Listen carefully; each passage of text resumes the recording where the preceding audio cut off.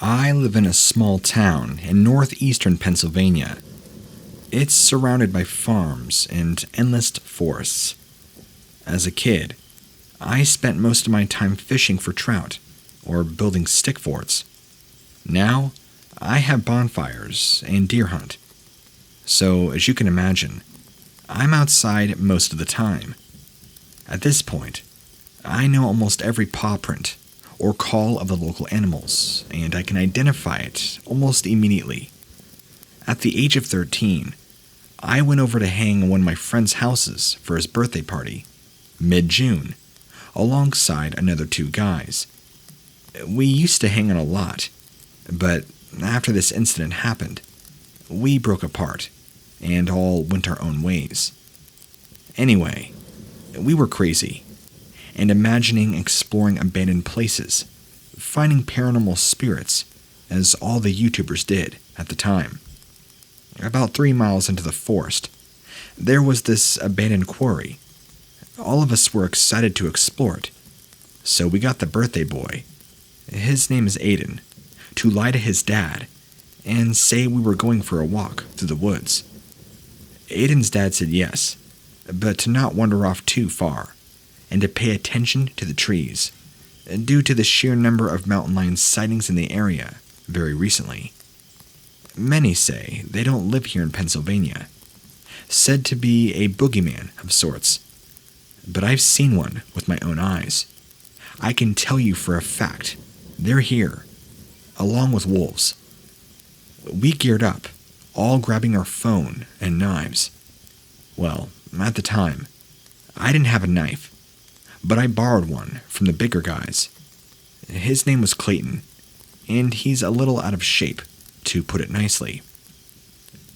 He usually brought around 10 knives to our parties, like some kind of deranged serial killer. Sometimes he made me worry. He also gave one to our fourth guy, named Marcus. More ghetto than country, but it's okay. We got along at the time. As we packed our bags and got ready, we poked fun at each other. Me insulting Aiden's choice of footwear, wearing a pair of black and white Vans, while the rest of us wore boots. Clayton poking fun at me for being the smallest guy in the group, and Marcus backing up Clayton's insults. As we headed out the door, excited for what we were going to find in the amazing abandoned quarry, imagining old mine shafts deep in the ground where coal was mined, or copper. The air seemed to change as is heavier, like when a kid in class threatens to kill everybody in the room. Yeah, that kind of heavy. Almost a primitive fear. As I eerily looked around, curious about what installed this primitive fear into my system, the others talked about what we were going to find. I think we're going to find some coal. Maybe we can sell it to a local farmer, said Clayton, in an almost wishful sort of way. It's a quarry, not a mine shaft, yelled Aiden, furious with such a ridiculous comment. Aiden had a tendency to get angry over silly mistakes. Even a misspoken word was enough to set him off. Same thing, mine shaft quarry. All things worth exploring. Shut up, before I knock you out, Aiden yelled in rage, almost about to throw a fist and knock his teeth. As Marcus calmed both of them down, I zoned out. As we were walking into the woods now, after going through along a field, the feeling of dread was getting stronger, and I almost wanted to run. I knew I was being watched. I always know. When someone stares at me in class, I usually look directly at them when I notice the feeling. I started to scan my surroundings. Maple trees, rocks, cliffs, bones, birds, beehives. Wait, bones? I backtracked to where I seen bones and looked a little closer. About 60 yards away, at the bottom of a cliff, was a dead deer.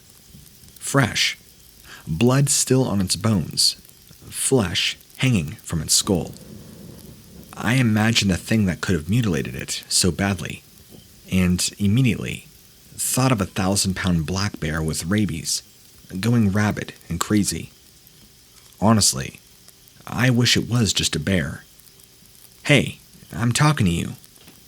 Clayton pegged me with a rock, breaking my trance. What? What do you want, man? I asked him, clearly annoyed. He asked me what I was looking at, irritated that I did not respond.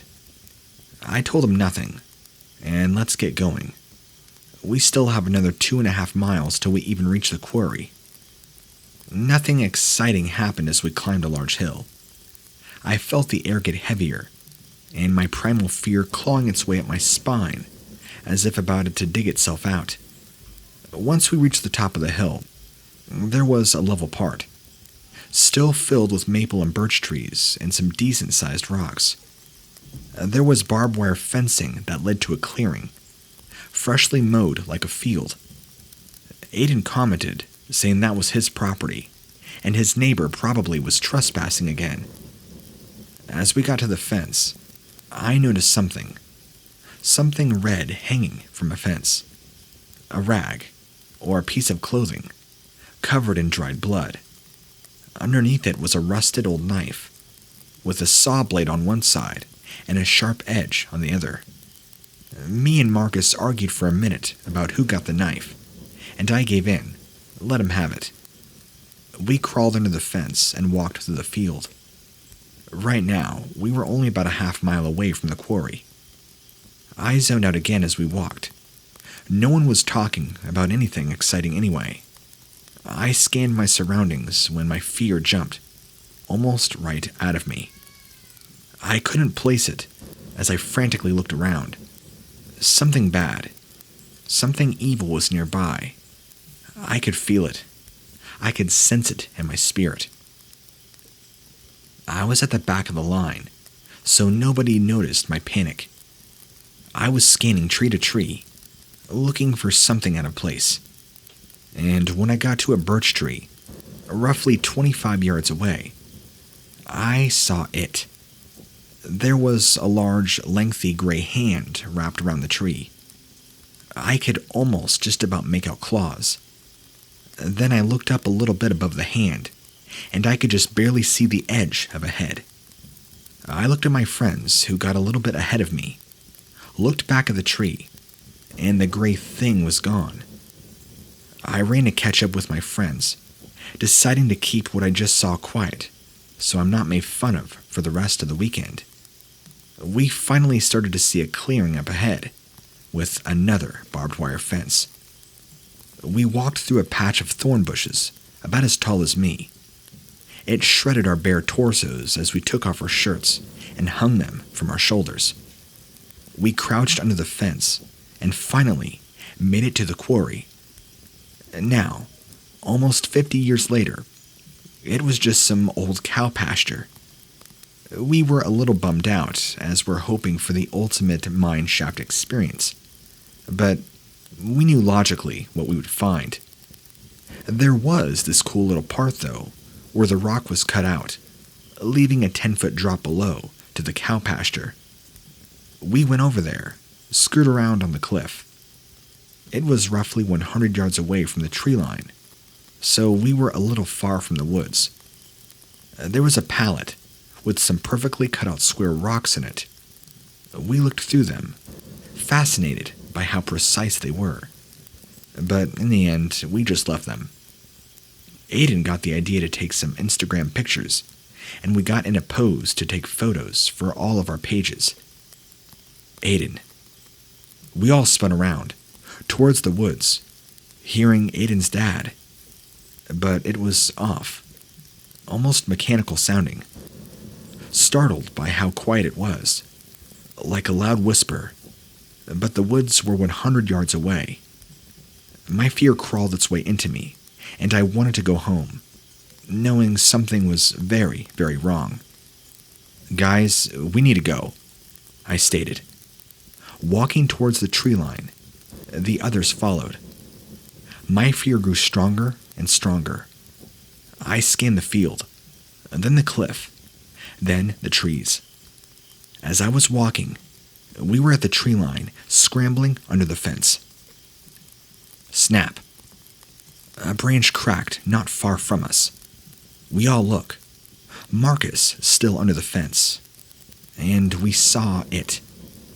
20 yards away was this 9-foot human-like animal. Not even an animal.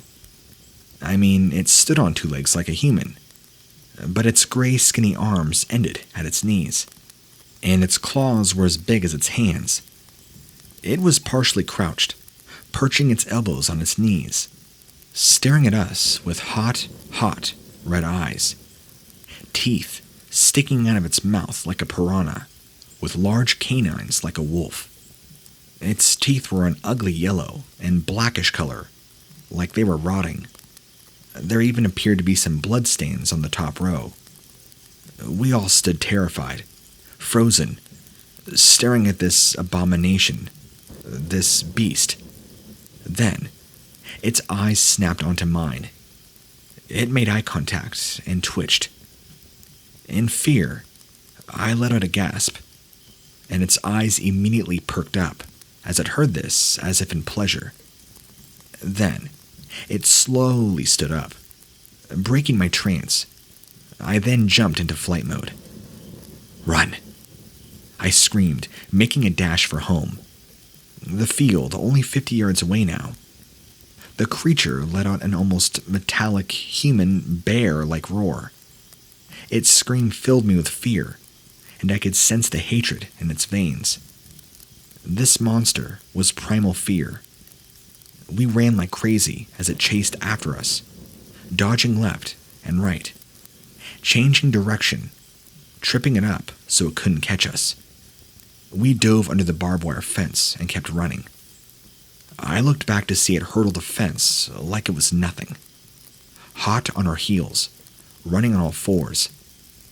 I tripped over a branch, rolled, catching myself, and kept running. But this put me at the back of the line. I felt its hot breath on me, on my back as it ran. It let out another scream, and I jumped off the nearby cliff to my right. My friends doing the same. It was only a 15-foot drop onto some dead leaves and grass, so we landed somewhat nicely. Except I rolled my ankle in the process, and Aiden landed on his knee on a rock. I looked back, and seen I almost landed on the deer corpse from earlier.